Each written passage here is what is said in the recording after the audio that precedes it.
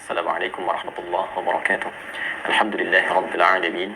Wassalatu wassalamu ala rasulihil karim Nabiyyina Muhammadin wa ala alihi wa sahbihi wa dhurriyyatihi wa ummatihi ila yaumiddin wa ba'd. فيا أحباب الله وأحباب رسوله صلى الله عليه وسلم أوصي نفسي وإياكم بتقوى الله فقد فاز المتقون فلا تموتن إلا وأنتم مسلمون فقال تعالى يا أيها الذين آمنوا اتقوا الله حق تقاته ولا تموتن إلا وأنتم مسلمون. Saudara-saudariku, bersyukur kepada Allah Subhanahu wa taala mengawali perjumpaan kita di kajian Aqsa Al-Quran Sunnah Solution. Malam ini waktu Indonesia bagian barat sudah memasuki insyaallah di penanggalan 4 Jumadal Ula 1445 Hijrah bertepatan dengan 16 November 2023 Masehi. Semoga Allah Subhanahu wa taala sampai dengan detik ini memuliakan kita semua, menyehatkan kita semua, melindungi kita semua, dan tentu saja lebih daripada itu, semoga Allah senantiasa memberikan bimbingan kepada kita sehingga mampu menata setiap aktivitas kita dengan baik dan dalam rangka menyiapkan bekal untuk menuju hisab pertemuan dengan Allah Subhanahu wa taala untuk mempertanggungjawabkan segala yang telah kita kerjakan demi menunaikan misi besar di muka bumi ini. Untuk itu mari kita kembali mengkaji lagi pedoman yang telah Allah tuntunkan melalui Rasul mulia Nabi Muhammad SAW yang bukan hanya menjelaskan kepada umatnya tapi juga memberikan keteladanan, memberikan tuntunan sehingga mudah kemudian untuk kita pelajari, kita pahami, kita ikuti dalam kehidupan kita. Dan tentu saja semua pedoman dan tuntunan itu bersumber dari firman Allah Subhanahu wa taala Al-Qur'an sebagai pedoman berkehidupan. Lalu kemudian detail yang kita temukan dalam penjelasan hadis-hadis serta sunnah Rasulullah SAW.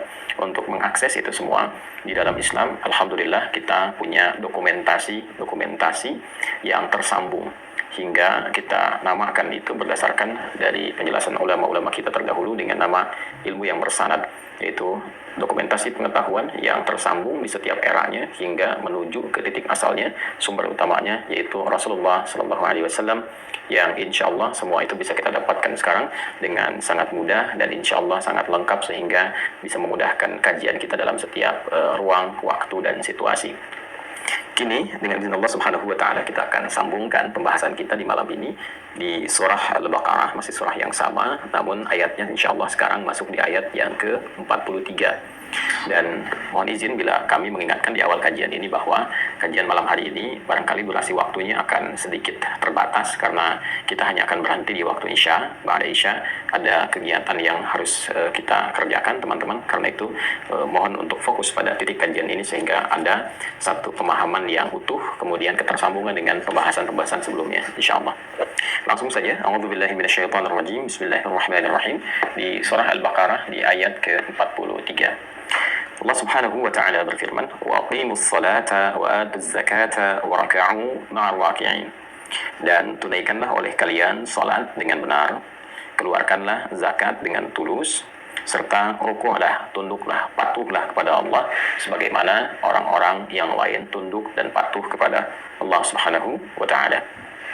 Teman-teman, kita telah bahas di pertemuan-pertemuan sebelumnya bahwa rangkaian ayat-ayat ini terkorelasi dengan sikap dan sifat kalangan atau komunitas Yahudi khususnya yang mereka bekerja sama dengan orang-orang munafik di kalangan masyarakat Madinah dalam membangun koalisi, juga membangun persepsi, dan dalam saat yang bersamaan juga melakukan tindakan-tindakan atau memunculkan juga karakter-karakter yang bertentangan dengan kesepakatan yang telah dibangun, baik itu bersama Nabi SAW ataupun juga kesepakatan umum yang didokumentasikan dalam Piagam Madinah. Itu kesepakatan semua unsur yang ada di Al-Madinah Al-Munawwarah dalam rangka membangun negeri. Jadi jangan diposisikan sikap-sikap Yahudi dan beberapa kalangan munafik yang hadir pada saat itu di Al-Madinah Al-Munawwarah hanya head to head atau juga face to face dengan Nabi SAW. Tapi kita pahami dengan satu pemahaman yang lebih luas, lebih utuh bahwa entitas yang ada pada masa itu adalah satu entitas berbangsa, bernegara yang telah membangun kesepakatan untuk meletakkan dasar kesamaan visi bernegara dalam satu kesepakatan dan komitmen yang diberi nama dengan Piagam Madinah. Jadi tindakan-tindakan yang muncul dari kalangan-kalangan Yahudi pada masa itu ataupun juga kaum munafik yang dikomandoi oleh Abdullah bin Ubay bin Salul pada masa itu. Yahudinya ada Ka'ab bin Ashraf, kemudian munafiknya ada Abdullah bin Ubay bin Salul. Dan nanti segala keterangan terkait ini bukan hanya ayat, kemudian juga hadis atau kitab-kitab yang didokumentasikan oleh para ulama dan tersambung sampai dengan ke kita. Tapi ini akan diperkuat oleh situs-situs yang sampai saat ini masih bisa kita temukan jejaknya di dalam kehidupan masa lalu yang tersambung pada keterangan-keterangan Al-Quran dan Sunnah ini. Dan semua situs itu masih terdokumentasikan dengan sempurna semua keadaannya di area Al-Madinah Al-Munawwarah sampai dengan kini, seperti bentengnya Ka'ab bin Ashraf atau beberapa situs tentang kejadian-kejadian yang diberitakan ini. Jadi saya selalu ingin mengatakan bahwa kalau ayatnya sudah jelas dibacakan, hadisnya juga tegas diseleksi dan terbukti validitasnya, kemudian juga tokohnya dilacak lewat sejarah ditemukan, dan situsnya sampai sekarang masih ada, maka apalagi yang membuat kita ragu tentang kebenaran isi Al-Quran, kebenaran sabda Nabi Muhammad SAW, dan yang lebih penting adalah bagaimana kebenaran isi itu memberikan pedoman berkehidupan kepada kita, bagaimana bersikap, bagaimana kita mendekati Allah, dan bagaimana kita menjalani kehidupan di muka bumi ini. Nah, kembali lagi di ayat ke-40 kita telah sampaikan jauh-jauh pertemuan sebelumnya bahwa Nabi Muhammad SAW dibimbing oleh Allah Subhanahu wa taala untuk beradaptasi dengan lingkungan baru yang di Mekah notabene tidak ditemukan keadaan itu. Ya, tidak ditemukan banyaknya Yahudi, seperti pernah saya sampaikan bahwa Yahudi banyak menunggu sebetulnya kedatangan Nabi di Madinah, tidak di Mekah, karena mereka melihat bahwa peluang untuk mendapatkan kenyamanan di Madinah lebih tinggi. Tempatnya cukup strategis, mereka mengambil bagian utara seperti sering saya sampaikan.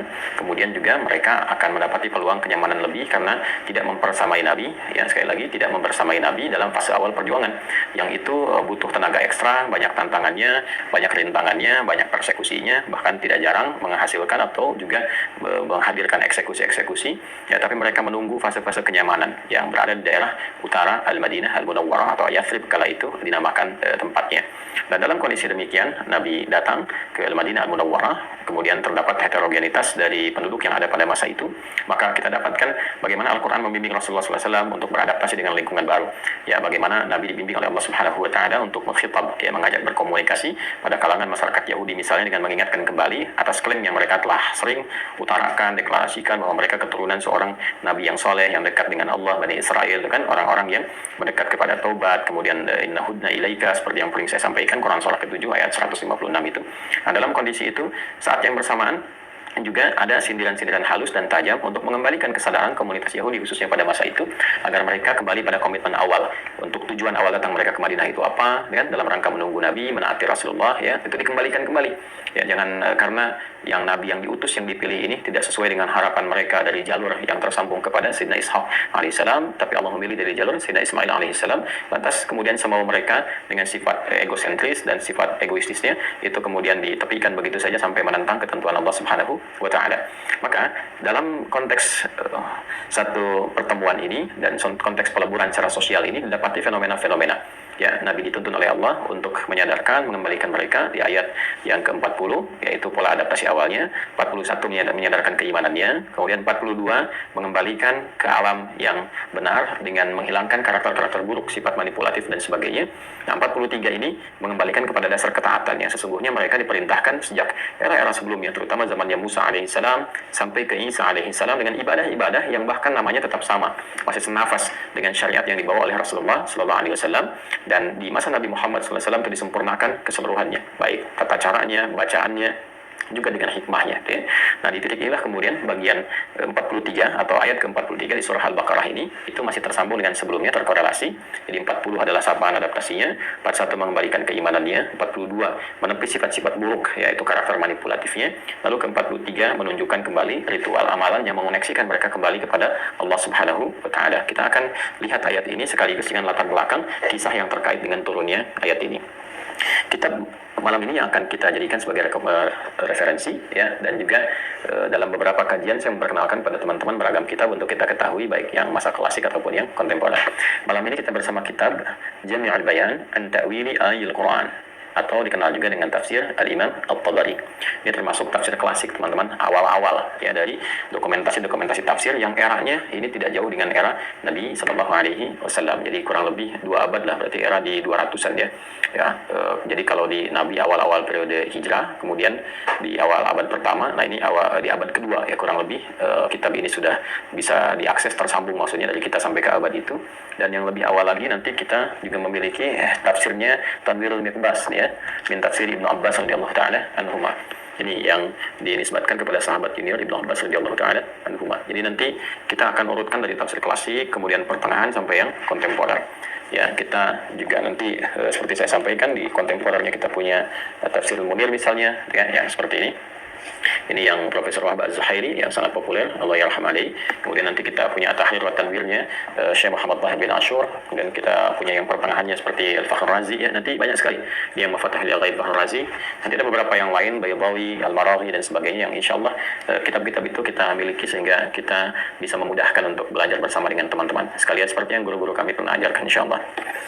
Baik, bismillahirrahmanirrahim. Qala al-musannif rahimahullahu taala, penulis kitab ini yaitu Imam At-Tabari menyampaikan al-qawlu fi ta'wili qawlihi ta'ala, keterangan ulama terkait dengan firman Allah Subhanahu wa taala yaitu di Al-Baqarah ayat 43, wa aqimus salata wa atuz zakata warka'u ma'ar raki'in. Dan tunaikanlah oleh kalian salat dengan benar serta keluarkanlah zakat dengan tulus dan rukuklah engkau bersama orang-orang yang rukuk. Qala Abu Ja'far, berkata Imam Abu Ja'far rahimahullahu ta'ala, dzukira anna ahbar al-yahud wal munafiqin kanu ya'muruna an-nasa bi iqamis shalah. Kita teruskan dulu bacaannya supaya tidak terputus. Wa ita'iz zakah wa la yaf'aluna. فأمرهم الله تعالى بإقام الصلاة مع المسلمين المصدقين بمحمد صلى الله عليه وسلم وبما جاء به وإيتاء زكاة أموالهم معهم وأن يخضعوا لله ولرسوله كما خضعوا. Baik. Qala Abu Ja'far, berkata Imam Abu Ja'far rahimahullah ta'ala, dzukira, disebutkan atau tersebut, ada ahbar al-yahud wal munafiqin, bahwa para elit, ya, para pemuka orang-orang Yahudi wal munafiqin dan orang-orang munafik. Saya tadi sampaikan di awal teman-teman sekalian, tokoh-tokoh Yahudi ini ada kalangan-kalangan elitnya seperti Ka'ab bin Ashraf gitu kan, dan beberapa juga yang lain. Lalu juga ada kalangan elit di kalangan munafik.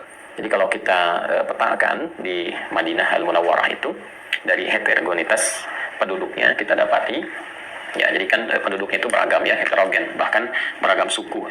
Jadi kalau kita bagi di sini ada muhajirin, ya, ini yang pendatang yang berasal dari Mekah yang berhijrah, ya, bersama Nabi Sallallahu Alaihi Wasallam ataupun yang sebelumnya telah sampai sebagai pendahulu ke Yathrib atau di Al-Madinah Al-Munawwarah. Kemudian di sini ada Ansar, ini penduduk Madinah yang spesifik disebut atau disifati menyambut kalangan muhajirin dan juga memberikan pendampingan juga melakukan persaudaraan dengan kalangan muhajirin. Dan ini terdapat beberapa suku asli, dalam kata asli itu yang telah bermukim lama di sana, ya, telah bermukim lama. Kalau asli secara turunan sampai ke Yathrib itu sulit untuk kita lacak dan kita temukan kembali. Tapi setidaknya kita bisa melacak dua suku besar yang khususnya ada di wilayah selatan yang tersambung nanti genealogi mereka atau silsilah mereka ke Yaman. Misal yang paling populer kita kenal itu ada Aus misalnya, ya kan? Ada Khazraj misalnya, ya kan? Ada bani-bani yang lainnya lagi dan seterusnya, itu banyak sekali. Ini yang oleh Nabi SAW pertama kali dipersaudarakan. Jadi diprovokasi lagi oleh Yahudi untuk berpecah kembali. Nanti ada suku-suku yang lain lagi cukup banyak sekali. Dalam beberapa kesempatan, teman-teman kalau main ke museum di Madinah, dulu itu di Kuba masih ada genealogi atau silsilah-silsilah suku-suku Madinah lengkap sekali. Di museum Kuba itu dekat dengan Masjid Kubanya. Hanya sekarang direnovasi, terus depannya dibikin taman, sehingga semua yang terkait dengan Madinah itu pada umumnya sekarang berbagai macam dokumentasinya dialihkan ke museum khusus dia, ya, di Al-Madinah Al-Munawwarah, atau juga bisa kita akses yang dekat Masjid An-Nabawi itu. Di situ ada beberapa hal yang menjadi miniatur-miniatur kehidupan masa lalu. Baik teman-teman sekalian. Nah, nanti saya gambarkan di sini ada penduduk Madinah pada umumnya yang beragam, ya, yang tidak kita sifati dengan ansar. Ya, kalau ansar itu kan artinya menolong dengan tulus, kan, menolong dengan lengkap, kan, membangun persaudaraan, itu ansar sifatnya. Ada lagi kalangan-kalangan yang lain, kan, yang satu dia bisa dikatakan pura-pura berislam, mengatakan Islam dengan lisannya tapi tidak dengan iman dan perilakunya, maka disifati oleh Al-Quran dengan kalangan munafik. Ya, ada lagi nanti golongan Yahudi. Nah, ini saja gambaran besarnya gitu ya. Ini gambaran besarnya. Nanti yang kufur yang lain kan masih ada juga, yang dia tidak termasuk dalam golongan Yahudi, tapi juga dia belum berislam dan tidak juga disifati dengan munafik. Yang kelak nanti keseluruhannya ini yang paling menarik dalam jangka waktu 10 tahun ini memeluk Islam. ya dengan cara-cara yang damai, cara-cara yang memahamkan, yang mereka juga membaca dengan intelektual mereka. Artinya kemampuan mereka yang mungkin tidak seperti sekarang, banyak akses informasi buat bisa melakukan verifikasi kebenaran. Ya mereka hanya menerima dengan kadar akalnya, kemudian juga menerima dengan kadar imannya, lalu menemukan kebenaran Islam yang secara akhlak bisa mereka bandingkan, secara ilmiah bisa mereka bandingkan dengan klaim keyakinan yang lain, dan dari situ memutuskan mereka untuk berislam. Sehingga kelak di Madinah itu isinya semua Muslim. Maksud saya berbicara seperti ini, kalau dengan orang dahulu saja tidak menemukan akses yang luas untuk memverifikasi satu informasi dan kebenaran seperti saat ini didapatkan, tapi mereka bisa menemukan kebenaran sejati, mengapa penduduk dunia sekarang dengan semua akses yang bisa dilakukan, semua alat verifikasi dan instrumen-instrumen kebenaran yang bisa digunakan untuk mengecek segala hal, itu tidak bisa membaca sebuah kebenaran seperti orang dulu bisa mendapatinya. Nah ini faktornya antibabnya lain lagi. Ada faktor duniawi, materi, ya kebanyakan terikat dengan dunia misalnya, dan faktor-faktor lainnya. Nah, yang saya ingin gambarkan adalah kenapa saya highlight yang ini. Kita nanti akan bisa bahas lagi lebih panjang tentang misalnya komunitas Kristen ada atau enggak dan sebagainya. Itu bisa dibahas terpisah. Tapi saya ingin fokuskan kepada dua ini karena waktu kita yang sangat terbatas, teman-teman. Hanya sampai pukul 7 lewat sedikit saja. Ya, 19.05 sampai waktu tibanya waktu Isya, waktu Indonesia bagian Barat. Sehingga saya fokuskan di titik ini saja. Nah, di Quran surah ke 2 Al-Baqarah ayat ke-43, ini kisahnya terkait dengan elit-elit ini, Yahudi dan munafik. Jadi di Yahudi misalnya kita temukan ada seorang bernama Ka'ab bin Ashraf. Ini populer sekali di kalangan Yahudi. Ya, Ka'ab bin Ashraf. Di sini kita temukan Abdullah bin Ubay bin Salul. Abdullah bin Ubay ya, bin Salul. Dan menariknya, situs-situs terkait dengan petualangan keduanya ini, itu beberapa masih bisa dilacak dan ditemukan sampai dengan sekarang. Seperti bentengnya Ka'ab bin Ashraf misalnya.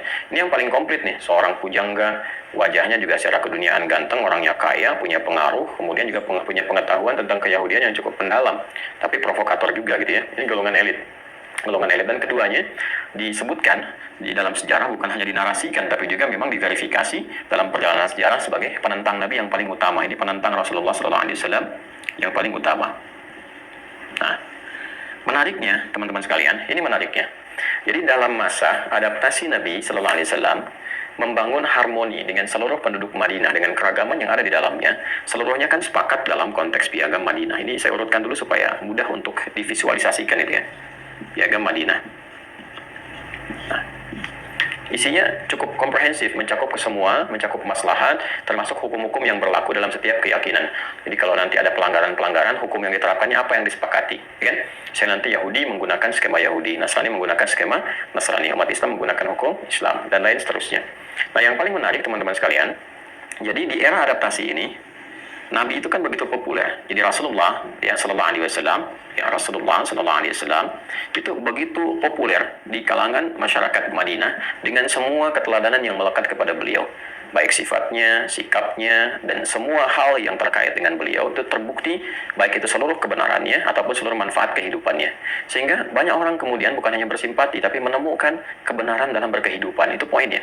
Jadi orang menemukan tujuan hidup lagi, gairah berkehidupan lagi, orientasi kehidupan lagi, sehingga Islam sangat mudah diterima. Ini yang menjadikan akhlak itu lebih utama dibandingkan dengan kata-kata. Jadi kalau kita berperilaku dengan baik sebagai seorang muslim, Anda karyawan, di kantor Anda jujur, di kantor Anda disiplin, kan? Dalam konteks Anda bekerja, Anda menjadi orang-orang yang baik dalam berperilaku. Sehingga orang bertanya, ketika orang bertanya, kenapa engkau begitu? Anda katakan, lah, Islam yang mengajarkan saya demikian. Jadi ketika kita memahami bahwa Islam itu menunjukkan nilai kebaikan, maka itu langkah dakwah yang paling efektif. Ya, sehingga mudah mengenalkan semua orang dengan Allah Subhanahu wa Ta'ala. Jadi itu poinnya. Kembali ke sini teman-teman sekalian. Nah, karena ini figur yang paling disenangi oleh massa pada masa itu, ya, dan juga paling dekat dengan rakyat, dengan masyarakat, termasuk juga dikagumi oleh pengikut-pengikut ini. Ya, kan biasa kalangan elit itu kalau lihat pengikut-pengikutnya, masyarakat atau rakyat yang dipimpinnya itu punya kecenderungan mengidolakan ya satu public figure misalnya tertentu, maka mau nggak mau kan elitnya mesti mendekat. Ya, ini sudah hukum. Ya sekarang aja kan seperti itu, apalagi musim-musim misalnya mau pemilihan, apakah itu pilkada, apakah itu pemilu dan sebagainya. Pasti public figure itu akan didekati oleh elit, itu kalangan hal yang sangat biasa sekali. Baik itu dari kalangan pemuka agama misalnya, ataupun juga dari ya public figure yang lain dan sebagainya. Itu hukum yang sangat umum sekali. Dan menariknya ada kaidah dalam tafsir yang selalu saya sampaikan, jika tidak disebutkan siapa tokohnya, tapi informasinya disebutkan sebagai sesuatu yang umum, tidak disebutkan tokohnya siapa spesifik, kapan kejadiannya, ini memberikan kesan bahwa perilaku itu konsisten terjadi di setiap masa. masa dengan tokoh-tokoh yang berbeda. Makanya nggak disebutkan khusus untuk memberikan kesan siapapun bisa masuk dalam perbincangan itu di masa-masa depan dengan substansi yang sama, dengan tokoh yang berbeda. Tapi intinya sama, intinya serupa. Di dalam kondisi-kondisi ada public figure yang dekat dengan masyarakat, itu pasti akan tampil sosok-sosok yang berusaha dari kalangan elit ini untuk mendekati publik ini, sehingga tujuannya bukan karena public figurnya, tapi tujuannya mendapatkan simpati dari masyarakatnya. Ini poinnya ya, untuk meraih simpati. Baik ya. Nah, jadi kembali ke sini teman-teman sekalian. Maka dzukira anna ahbar al-yahudi wal munafiqin, tersebut bahwa para kalangan elit, ahbar itu kalangan elitnya gitu kan, pemuka diterjemahkannya. Kalangan elit Yahudi dan munafikin itu sudah saya sebutkan, sehingga ketika saya sebut Anda terbayang, oh ini si fulan dan sebagainya. Okay.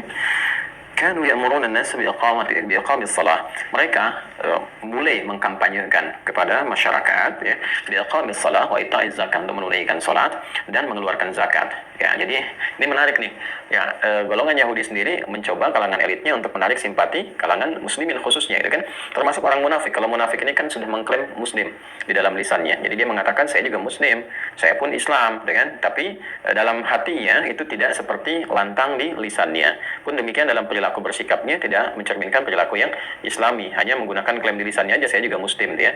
Nah, sekali lagi ini adalah pelajaran yang sangat besar dari Al-Quran. Bila tidak disebutkan kapan kejadiannya, spesifiknya siapa, ini akan memberikan kesan lagi bahwa di masa-masa datang itu akan terjadi kalangan elit-elit itu mendekati public figure tertentu atau mengkampanyekan ajaran-ajaran yang disampaikan oleh public figure itu, sehingga dia mendapatkan peluang simpati atau potensi simpati dari para pengikut public figure yang dimaksudkan.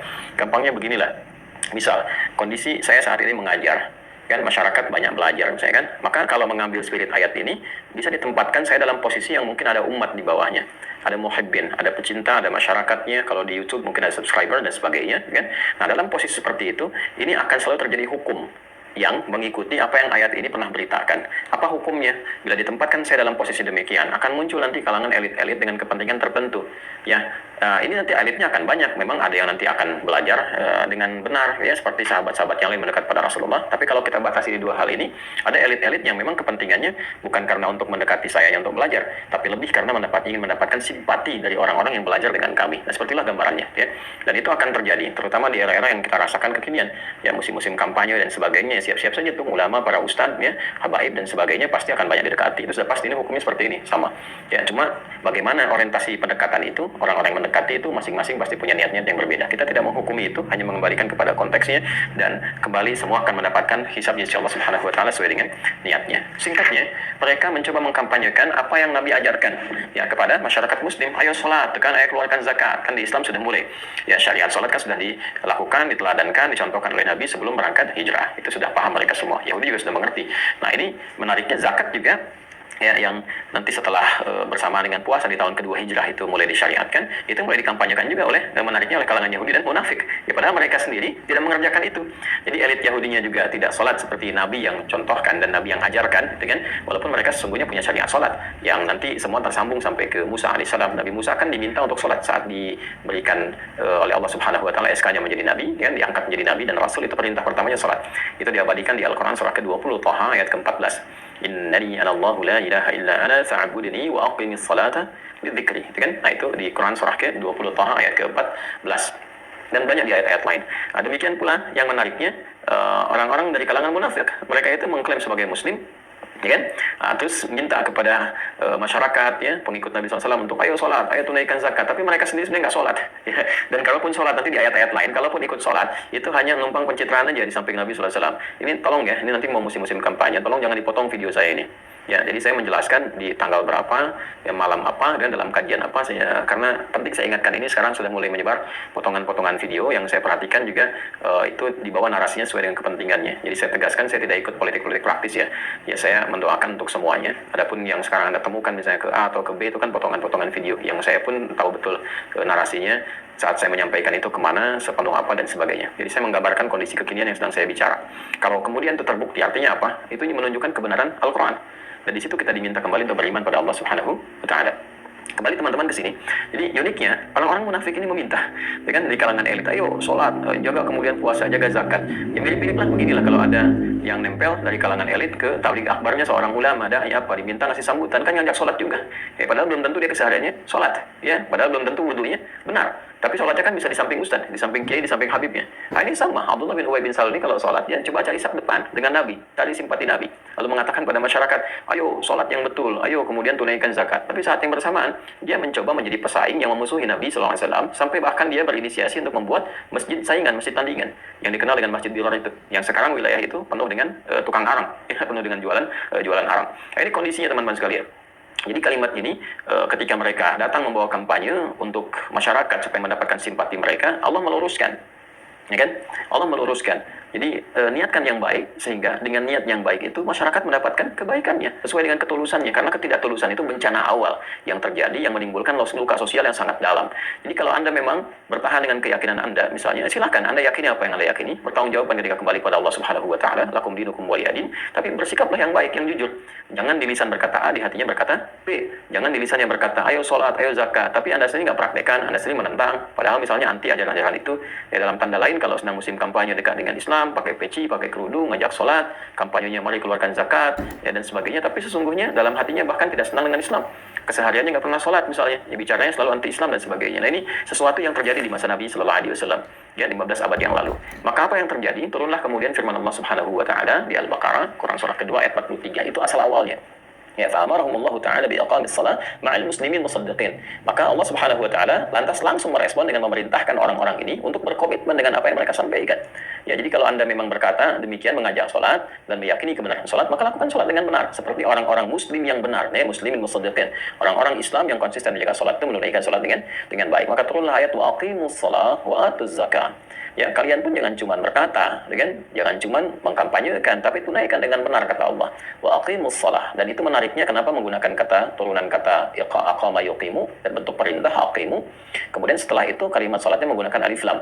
Ya kan?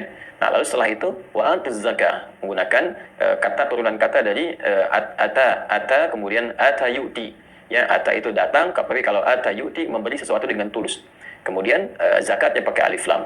Lalu yang paling menarik, warka'u ma'ar raki'in. Ya, warka'u ma'ar raki'in. Kan di dalam salat itu sudah ada ruku. Kenapa ditambahkan ruku lagi di akhirnya?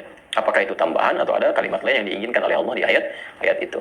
Nah, ini yang akan kita coba elaborasi teman-teman sekalian dengan pendalaman yang cukup mendalam, sehingga dengan itu semua kita memahami, oh ini konteksnya ini, kemudian solusinya seperti ini, perbaikannya demikian.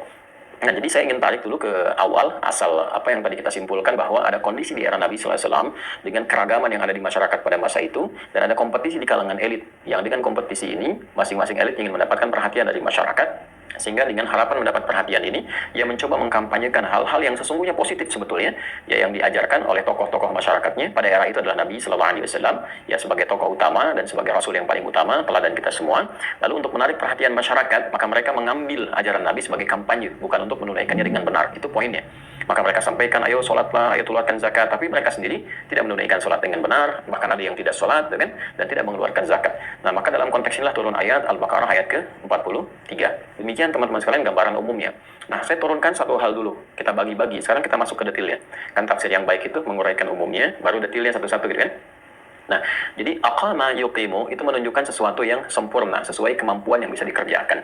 Ya, dari kata asalnya aqama yuqimu. Aqama itu dari kata qama ditambahkan hamzah di depannya. Ya kan, singkatnya begitulah kalau simpel kita baru belajar.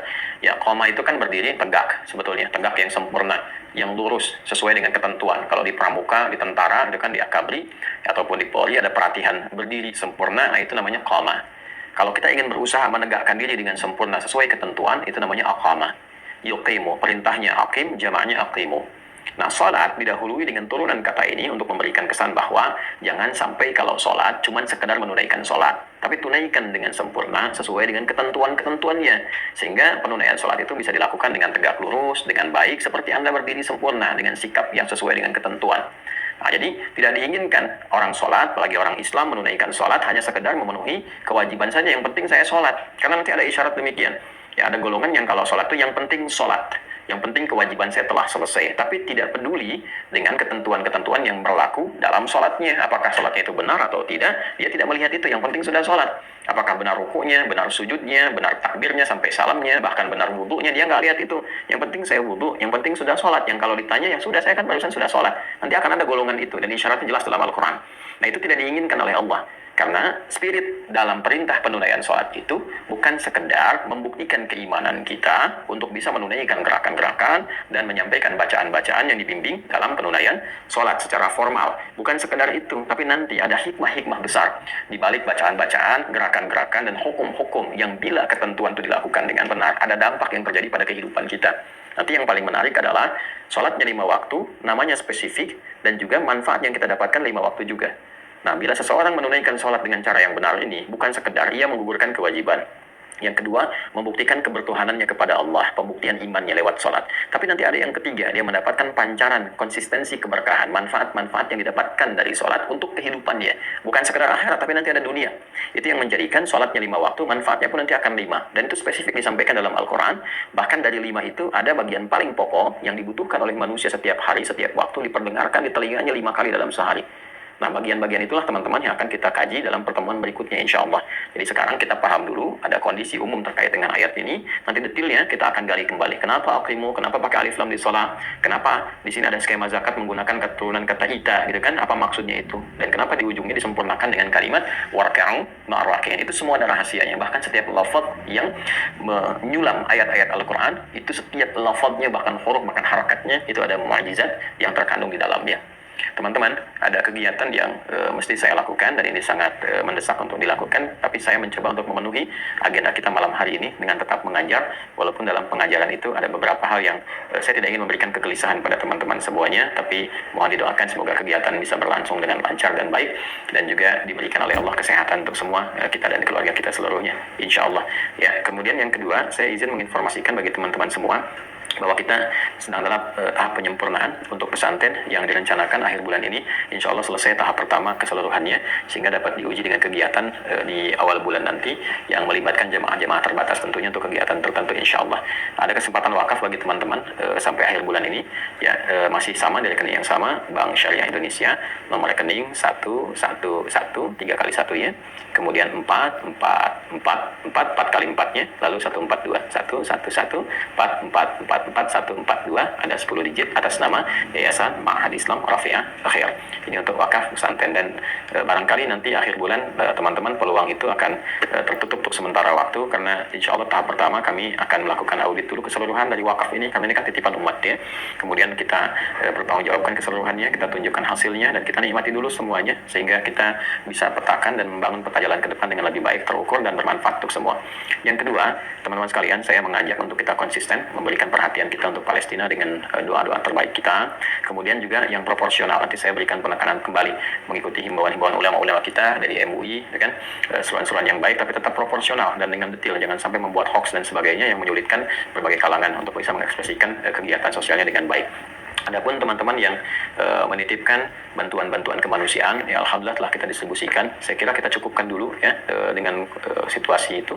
Ya, kita cukupkan dulu sekali lagi. Kalau mau teman-teman titipkan silahkan ke pihak-pihak lain dulu ya, karena kita punya mitigasi yang spesifik. Alhamdulillah teman-teman sudah disalurkan, baik itu melalui MUI yang diteruskan ke Basnas ataupun juga kita berikan ke Basnas sendiri yang melalui MUI ke Basnas yang semula untuk Rumah Sakit Hebron telah dialihkan untuk kemanusiaan sekarang itu jumlahnya 14.300.000.000. Kemudian yang kita bersama Bapak Kasat, ya alhamdulillah juga di Mabes AD telah disalurkan 10 miliar, dan itu telah disampaikan juga pembuktiannya, kemudian bukti transfernya, kwitansi semuanya sudah ada. Lalu kita berikan juga kemarin di Surabaya dalam acara wisuda di Wafa, kita kedatangan tamu langsung dari Gaza yang tahu situasi dan sebagainya, menangani persoalan kemanusiaannya, menangani cekap tanggapnya. Kita titipkan juga titipan teman-teman itu berjumlah 4 miliar, dan saat di Jogja itu melalui Lazismu juga yang disusun untuk obat-obatan dan sebagainya itu ada 1 miliar. Jadi sudah cukup yang untuk dititipkan, disalurkan. Terima kasih teman-teman sekalian atas kepercayaannya. Saya sangat terharu, bahkan ada dari bonek juga Persibaya waktu saya ke Surabaya itu sampai ngejar menitipkan, amplopnya masih saya simpan sampai sekarang, dan berbagai kalangan yang datang ke kantor dan sebagainya. Walaupun saya tidak announce secara langsung, tapi kita mencoba untuk berdiri bersama-sama ya dengan Palestina dan untuk mewujudkan kedamaian dunia. Demikian barangkali yang saya sampaikan. Jika teman-teman berkenan, mohon mendoakan untuk kita semua sehingga diridhai oleh Allah Subhanahu wa taala. Dan saya mengajak bagian terakhir ini kita berkonsentrasi menyiapkan ulama-ulama yang benar ke depan. Karena saya pun kan nggak tahu di titik mana saya berhenti mengajar, pasti ada yang meneruskan. Nah, yang kita bangun adalah sekarang saya sedang menyiapkan calon-calon ulama untuk meneruskan. Saya berikan juga kesempatan untuk menempuh pendidikan. Ada yang kita siapkan sekarang, kita berangkatkan ke luar negeri. Insya Allah tahun depan sebagian sudah pada kembali untuk bisa mengisi pos-pos di pesantren. Jadi kalau teman-teman nanti mau berwakaf atau berinfak, lebih baik ke program itu saja, karena itu real nanti akan dibutuhkan di dalam negeri untuk membangun negeri, membangun umat Islam yang ke depan, memimpin dalam kebaikan, memakmurkan negara kita, dan berharap kita punya satu kekuatan yang besar di mata dunia untuk masa yang akan datang. Itu investasi yang terbaik. Terima kasih atas perhatiannya. Semoga Allah muliakan kita semua. Maafkan saya yang belum mampu memberikan yang terbaik seperti yang mungkin Anda harapkan. Semoga Allah memuliakan kita, menyayangi kita, dan menjaga kita sampai kita kembali kepada Allah dalam kebaikan. Maafkan saya. Allahumma taqabbal minna innaka antas sami'ul alim wa tub 'alaina innaka antat tawwabur rahim. Rabbana atina fid dunya hasanah wa fil akhirati hasanah wa qina adhaban nar. Wa sallallahu ala sayyidina Muhammad wa ala alihi wa sahbihi ajma'in. Wa akhiru da'wana subhanakallahumma wa bihamdika asyhadu an la ilaha illa anta nastaghfiruka wa natubu ilaik. Allahumma ighfir lana bi halalika an haramik wa akhlina bi ta'atika an ma'siyatika wa bi fadlika amman siwak. Wa akhiru da'wana alhamdulillahi rabbil alamin. Assalamualaikum warahmatullahi wabarakatuh.